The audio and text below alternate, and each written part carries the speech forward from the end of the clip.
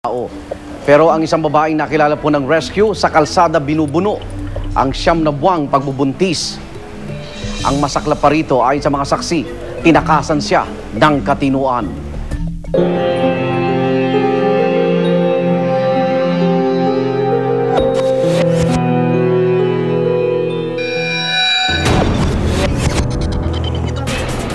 Nakita ko lang naman siya nung madaling araw na nakaupo.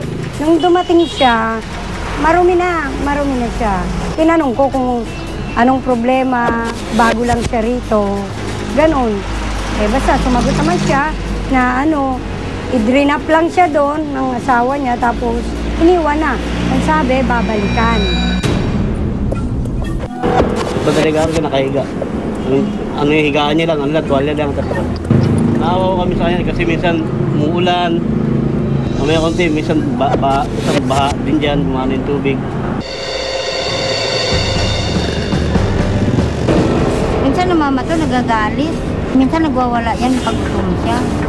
Oo, nang babato yan. Alam mo yung gutom yan siya.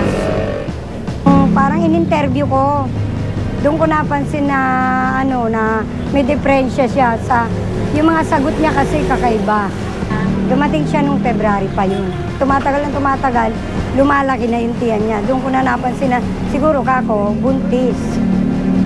Naglalala rin ako sa kanya, kaya umakyat ako doon sa City Hall, sa DSWD.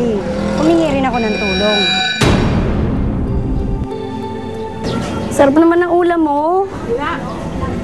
Sarap ng ulam. Sino nagbigay sa inyan? Papa ko Papa mo?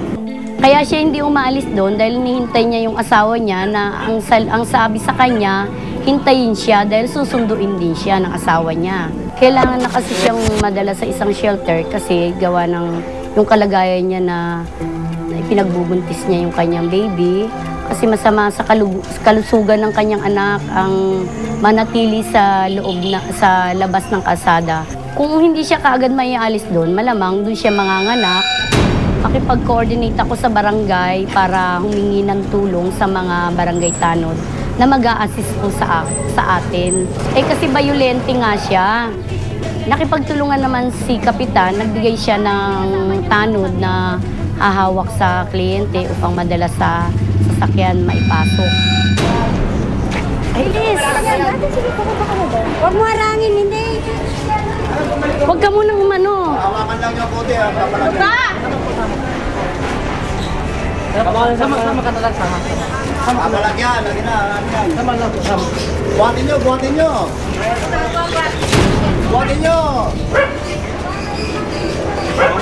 Makakansin, tulokon. Kanya-kanya sa ng Panginoon Para hindi ba Sasama ka lang sa amin. Punta tayo sa bahay. Oo, sige. Bitawan niyo ako Babae ako, hindi ako lalaki. Sige, tara. Binitbit siya ng mga barangay tanod. Hinawakan siya sa magkabilang kamay. Ang sabi ko lang, punta kami ng barko. Kasi yun ang gustong-gusto niya mangyari. Sumakay kami ng barko, siguro iniisip niya na pupunta kami sa kanila. Alam doon! Oo, sige. Magbabarko tayo. Sa dulo. Dumiretso na rin po kami sa mental. Bitawan mo ako. Bitawan mo na siya, bitawan. Pagalitan ka lang papa ko. Nung pumasok na kami, kinuhaan siya ng BP at dumiretso na kami doon sa doktor. Ang sabi nga, hindi nga raw siya pwedeng i-admit dahil sa kalagayan niya na buntis nga. Kailangan kasi yung ganyang client na buntis at meron ngang sa pag-iisip, kailangan daw ibang institution daw ang paglalagyan, hindi daw mental. Kasi may posibilidad na baka pag nanganak siya doon, oras na manganak siya, baka yung batang dinadala niya mawala sa kanya. Binigyan kami ng referral ni doktor upang mailapit sa Tondo General.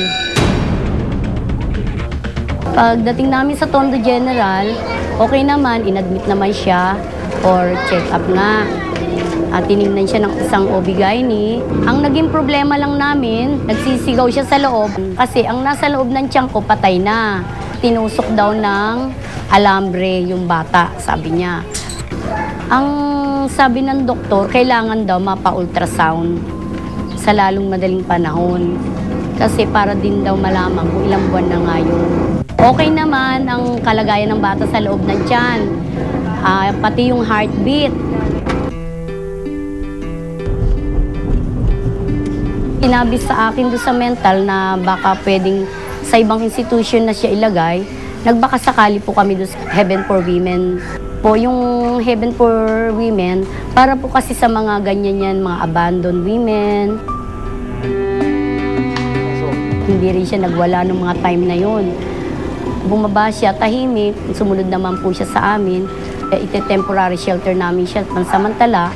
Tapos po, sa June 16 po, balik niya po sa National Center kung hindi pa po siya manganganak. Ang mensahe ko lang po sa family po ng client po natin, sana naman maawa naman kayo sa client.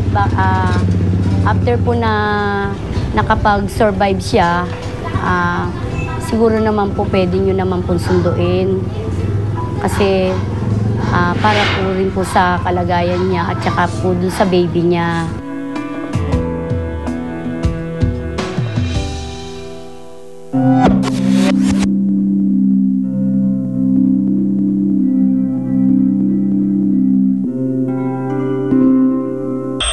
Maraming salamat sa inyong patuloy na pagsubaybay sa aming programa. Hanggang sa susunod na Webes, ako naman Arnold Glavio. Ito ang Rescue Alerto sa kaligtasan mo.